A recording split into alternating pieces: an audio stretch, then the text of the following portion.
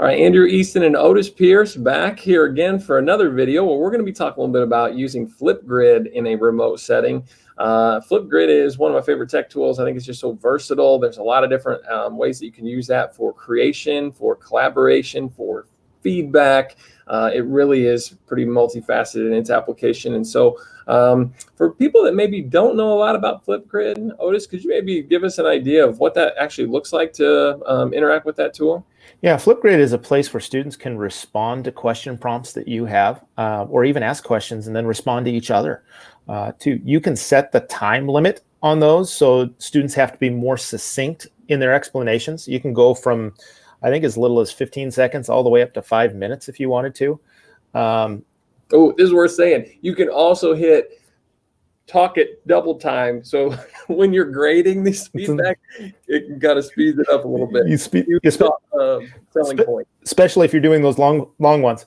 And what's nice with it is it can be moderated by the teacher as well on the backside, so that students don't see that right away. So you can do that grading and speed talking piece of it before you send it out to make sure that students are putting in what they should and nothing shows up in the background that shouldn't, and things like that. I think another great feature as well is the mixtapes part in it, where you could even download some of those things of a single student to share with their parents to show maybe it's reading fluency. You know, from the start of the year, they go through to the end of the year, you can download those and share those with people. For all of your students, you know, to see how they've grown through time, maybe, or science, explaining what they're doing in science, you can see how their explanations go through time. So it's a great little piece with that, to be able for students to contribute, work together, share with each other, comment on each other's, and then you're able to download those and use those and share those with students as well. Some ways that we've used it here at ESU7 for our collaborative coaching service that we offer. We put little question prompts out for our coachees to answer if they want, totally voluntary, and then we download those and we use those in our presentations the next year. To kind of say, hey, here are some reasons why teachers like collaborative coaching. Here's their one word to describe what collaborative coaching is. So those are some ways that we've used it, but I think teachers could use that as well. And it's great for all grade levels for some of that, and teachers to give feedback too. Yeah, and I think in a remote setting, it's particularly important. One of my favorite phrases right now is as I think through this work, say I want to create a not a landing page, but a learning home. And to do that, you have to be kind of present there, and video is a way to be present there. And for students to be present, for the teacher to be present, as you said, for that feedback. And I love all the different ways in which you can actually do some kind of SEBL pieces, that social emotional behavioral learning. I've utilized that in my own classroom before, where students just share once a week something they loved, learn something they learned.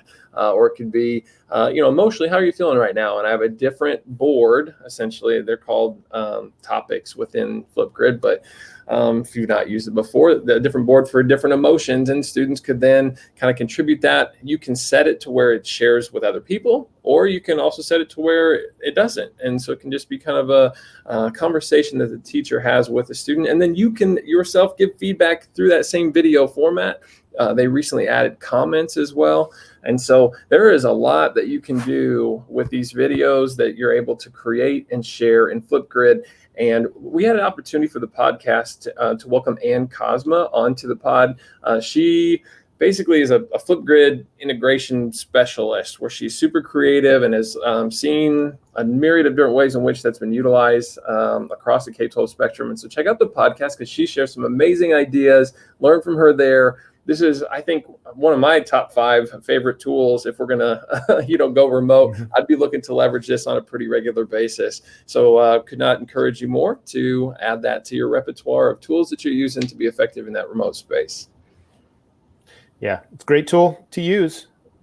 Check it out.